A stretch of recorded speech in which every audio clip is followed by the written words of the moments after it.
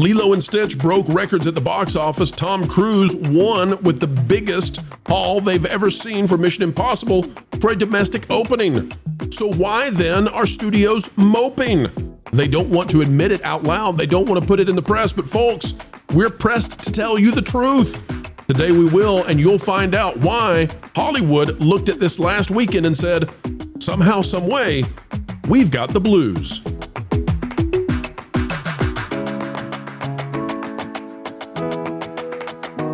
Hello, ladies and gentlemen. Welcome back. We continue to cover entertainment and Hollywood in a way that you will find nowhere else. Another video of excellence on the way, and we will give you a PhD in understanding what's going on in the entertainment industry. There is no tuition required. All of you are on automatic scholarship. Folks, as we dive in, click the like button, and here we go. On Variety, you're not going to hear this anywhere else. Rebecca Rubin, Memorial Day box office record breaker. Lilo and Stitch debuts to massive $183 million. Mission Impossible scores series best $77 million. But we're going to put this to the test of the truth, folks. I'm here to tell you that this one does not relay how the studios are feeling. They are not so happy about this. It's a Memorial Day weekend for the box office record books. Movie theaters across the country were jamming as Lilo and Stitch and Tom Cruise's Mission Impossible, The Final Reckoning, fueled the largest Memorial Day holiday in history and established several other benchmarks in the process. Families turned out in force for Disney's live-action Lilo and Stitch remake, which collected a blockbuster $145.5 million in its opening weekend and an estimated $183 million through Monday. Those ticket sales defied projections and cemented a Memorial Day opening weekend record, overtaking a different cruise tentpole, 2022's Top Gun Maverick, with $126 million over the weekend and $160 million through the 4 days. Lilo and Stitch also secured the second largest start across any 4-day holiday weekend, behind only 2018's Black Panther, which amassed $242 million over President's Day. But what if I say, folks, that this is not relaying to you what's really going on? I'm going to do what I hesitate to do, which is rain on a parade. I want to go to Box Office Pro. Back on May 21st, just before the weekend was starting, I want to show you what they believed was about to happen. And then we're going to talk about why it didn't happen. All right, here we go. The Box Office Podium forecasting the top 3 movies at the domestic box office. We need to say very specifically, this is what they thought was going to happen at the domestic box office. They thought, as we were just about to start the weekend, that Lilo and Stitch for the 3-day weekend was going to get 160 to 185 based on pre-ticket sales and enthusiasm for the film. For the 4-day, I know, I hesitate to say it because it's such a big number, but they believed this. For the 4-day, they thought 185 to 230. 185 to 230. And in case you think that's a typo, I'll read it. It says, our forecasting panel is currently tracking $300 million plus for the 3-day frame and $350 plus 4-day holiday frame across the entire top 10, making it the highest grossing Memorial Day on record. Leading the way will be Disney's live-action redo of their 2002 animated classic Lilo and Stitch, poised for a massive debut in the 160 to 185 range for the 3-day and 185 to 230 for the 4-day. Now, when you read that 185 to 230, what does that mean, folks? The majority of that number spread is 200 plus. There's only 14 million that's under the 200, and there's 30 million that's 200 and above, right? Which means that the majority amount was likely to be above 200 million, which would have placed this, by the way, at record smashing territory. This would have placed Lilo and Stitch as being easily the film that was going to perhaps be the biggest movie of the year, but also one of Disney's biggest ever. That didn't happen. It's still huge. It's still great in terms of box office, and they only spent $100 million on it. But something happened, and we're going to talk about that. Before we do, let me go one step down. Meanwhile, older audiences showed up to watch Paramount and Skydance's Mission Impossible, The Final Reckoning, which earned a series best $63 million over the weekend and an estimated $77 million through Monday's holiday. It goes on to say that this was the best debut at the box office for Mission Impossible, period. But I got to say, the budget means they can't be happy with making anything less than 100 for the opening domestic. Now, here's what I think happened, and then I'll hand it to the panel. I think that whether or not audiences can put their finger on exactly what it is that caused this not to hit the 200 million, which again, we're talking about it broke records versus it smashed them and hit a grand slam and rounded the bases doing cartwheels, right? Both are good situations. One's way better. I think the reason we didn't get that top end where they thought it was going to be, although they're not ready to admit it right now, I think the reason is because this Lilo and Stitch movie is a little bit controversial. I think some of the stuff they put in there, whether you agree with it or don't agree with it, the fact that you even have to wonder if you agree or disagree with it is a messaging error for a movie that is based on something that was nearly perfect. The original Lilo and Stitch is just about perfect. It's like 9.5 out of 10, maybe even closer to 10. It's a really, really good movie. And this one is pretty good, but pretty good ain't nearly perfect. And I think that they missed the boat enough that it may be pulling down the overall box office. It's still going to easily break $1 billion.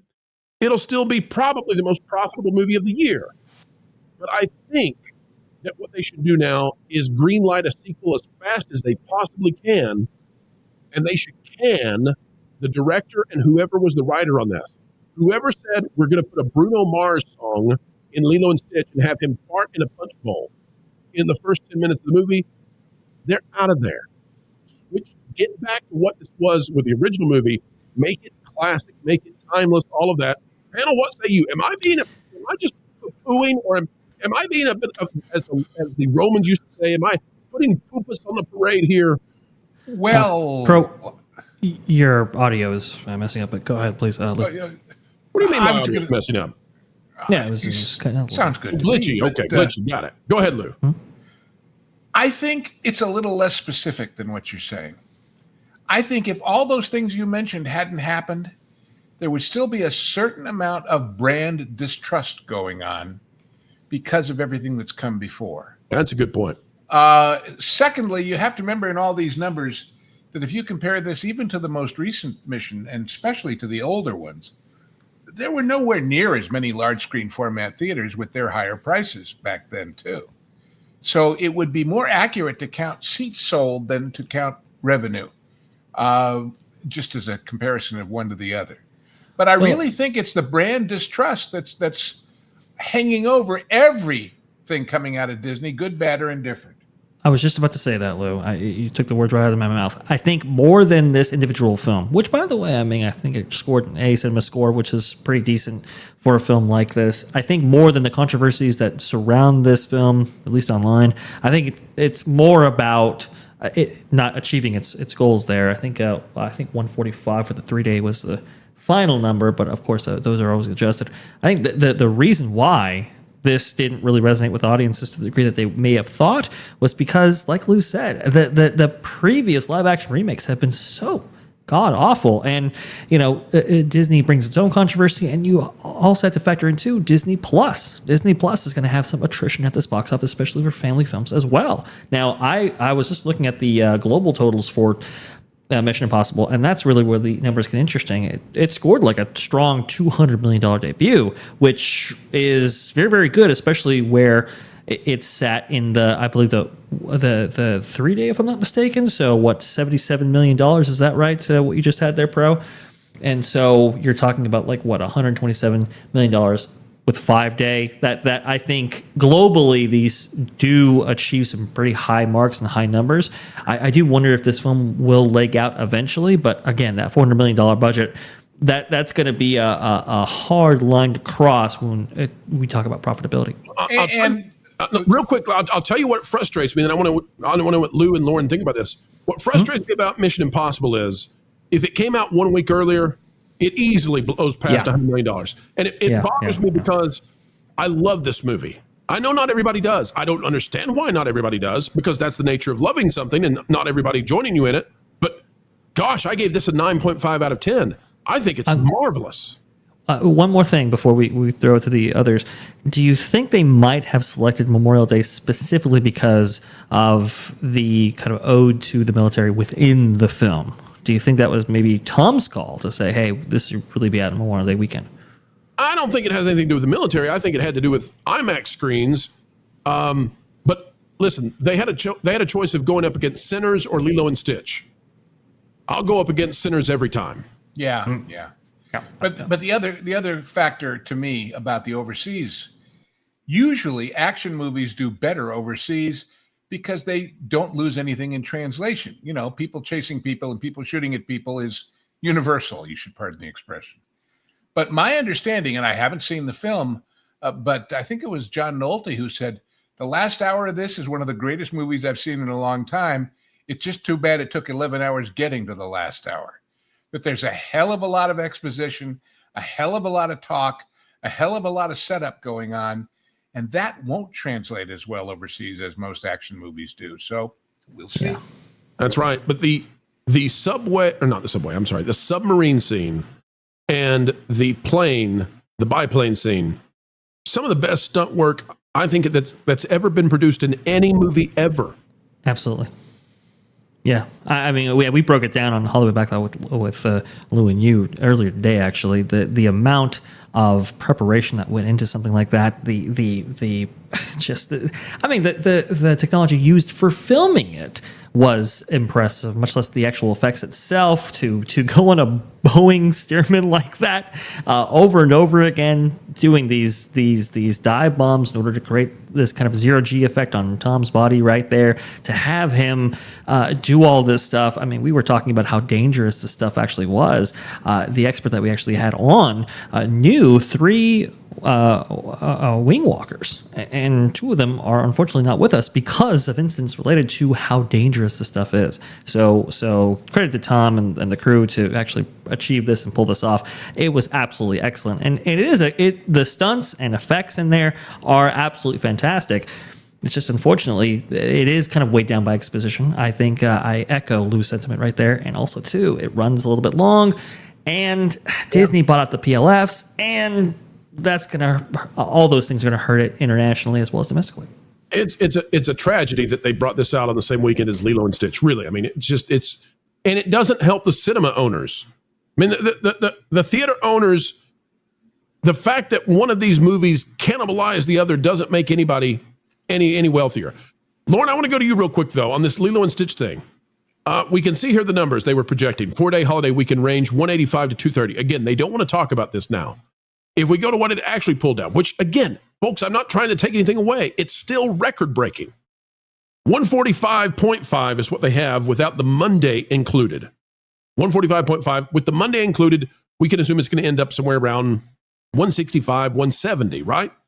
That's not within the range they were predicting. So even though Lilo and Stitch did very, very well, the news media doesn't want to say something happened here because they want to stick with happy, happy, joy, joy. Look what it did. It didn't do what they thought it was going to do. Yeah, we're theorizing about why that is, but I think it's a combination of things. I think that brand damage and distrust is part of it, but I actually went and saw it today with my son, and Lilo and Stitch is his favorite Disney animated movie, and he was really excited to go and see this. And when we got out of the theater, he was ranting about it, and that was kind of surprising to me. He was a little more harsh on it than even I was. What did he not like, Lauren?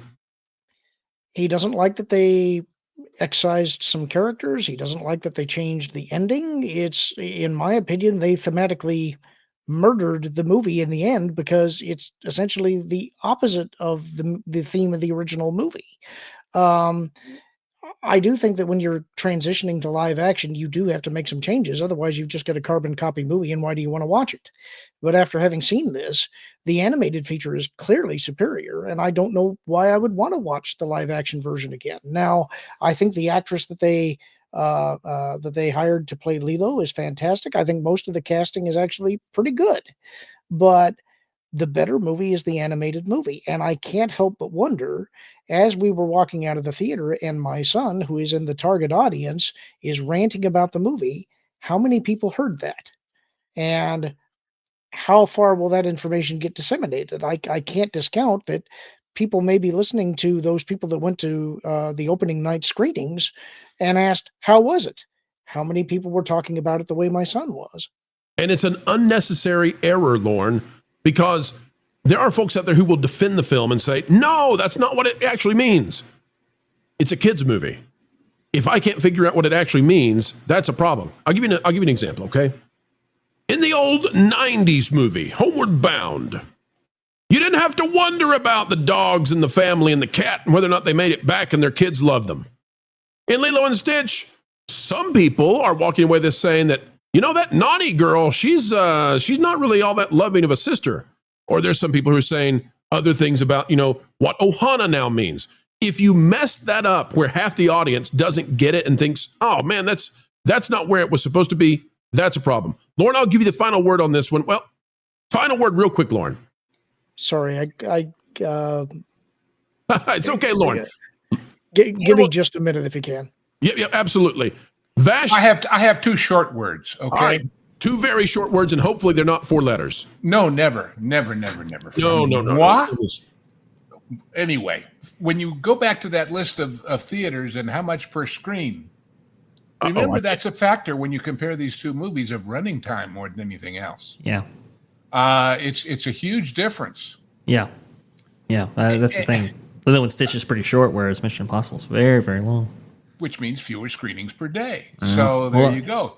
Even the PLFs are all bought out by Disney. They really are. Well, yeah. I will say this was real quick because you brought up the theater numbers. The way the theaters were allocated this time is just fascinating because Lilo and Stitch has 4,400 theaters. Mission Impossible has 3,800. And if you look, the movies below them still have quite a few theaters. It's after you get out of those top 9 films that there's just nothing. Like the smaller indie films, they just said no to them this past weekend. All right, go ahead. Well, the other thing I was going to say is, in addition to brand distrust, what Lauren said about the rant, I will remind you that the biggest PR advertising people at the studios will tell you it doesn't matter how much we spend on the trailers and the billboards on Sunset Boulevard. The number one factor driving movies is word of mouth. And especially it will be interesting to see what happens the second week because I don't know, not all the kids are out of school yet, right? Some of them are still going back to school tomorrow. And if they are, their friends who say, hey, you saw it, how was it? If they react like Lauren's son did, maybe they're going to tell mommy and daddy, no, let's go see Mission Impossible or let's just not go. And it's going to be on TV anyway. So, you know. And Lauren, this is why I give you the final word on this. I wonder if that's going to be the answer next weekend because Mission Impossible is really, really good. And I'm hoping that people reward Mission Impossible. I'm really curious. You know, this thing didn't play out the way that I expected it to. It did feel to me like they did have some awareness that the ending could be controversial because they tried to soften it in the credits. Yeah, which means it wasn't in the original. That's exactly what I thought. I thought, boy, somebody said fix this. Yeah, I just think the fact that they thought this was going to be a good idea in any iteration. I don't know. Hang on, Lauren. Hang on. Thought experiment. Lauren, if they had not put in that end credit scene, and we're not spoiling it, folks, okay? We're not going to spoil it. But Lauren, if they had not put in that end credit scene, what would be the reaction today versus with it in there? It's really going to depend on how familiar you are with the animated movie. I assume that most of the people who are going to see the live action version probably saw the animated movie. If you're familiar with it and you didn't put that softener in there, I think people would be pretty upset. I think there's a cohort that is still upset, you know? So to me, I thought the movie was okay. I wanted it to be better. I thought it was going to be better. After having seen it, I'm not sure that I would have gone to see it in the theater. So, that's tough. That's tough. And that's how some people are feeling out there. Lauren, thank you for buttoning up the conversation. You know, we really hope that you felt this video was satisfactual.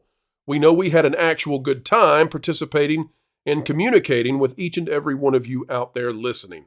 It is a great honor. It is a great pleasure, even a responsibility to do this on a daily basis. You give us the dream job we love doing, and for that we can never say thank you enough. There's only one small favor we ask beyond what has already been done, and that is, folks, consider it. That is clicking the like button. Share, subscribe, click it, stick it to those pesky algorithms. It's the notification bell. And drop a comment right on down below. Let us know your thoughts, because your thoughts do indeed matter, no matter what the mainstream media would otherwise say. Folks, as we say every single time we end these videos, because we mean it, keep learning, keep growing, and keep having fun. Hey, Floral, guess what? You put a fork in Pro's microwave again. No, that was yesterday. I don't know that what. Oh, I've decided to give up on torturing Jonas. What? Why? In the same way the cat sleeps like 20 hours a day, that was like your purpose. I know, but I've decided there's bigger fish to fry. Okay. Like Lorne. I mean, think about it. Everybody loves him. He's a fan favorite, and frankly, he has almost no weaknesses I can find. Except that he's really smart. So, you want to annoy the one panelist without a single flaw, because he's smart. Yeah, like that winged statue at that fancy Paris museum thingy. I want to break the one thing that everyone loves most. Right. So, kind of like the opposite of Rachel Zegler. Yeah, exactly. And I get to see her all the time at family reunions anyway. You get to see Rachel Zegler? Yeah. She's a total troll. Lives under a bridge, harasses billy goats, the whole 9 yards. It all makes sense now. Speaking of which, maybe she'll get me... Okay, I'm gonna call her on my... I'm gonna call her and see if she'll be in the next Indiana Jones. She should be the next Indiana Jones. That'll totally destroy Lord. He loves Indiana Jones. Oh, that's cruel.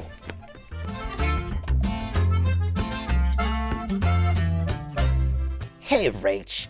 I've got a cool idea for you that involves a whip and snakes. I love that description. It's perfect. I know, right? Weird, as we always say.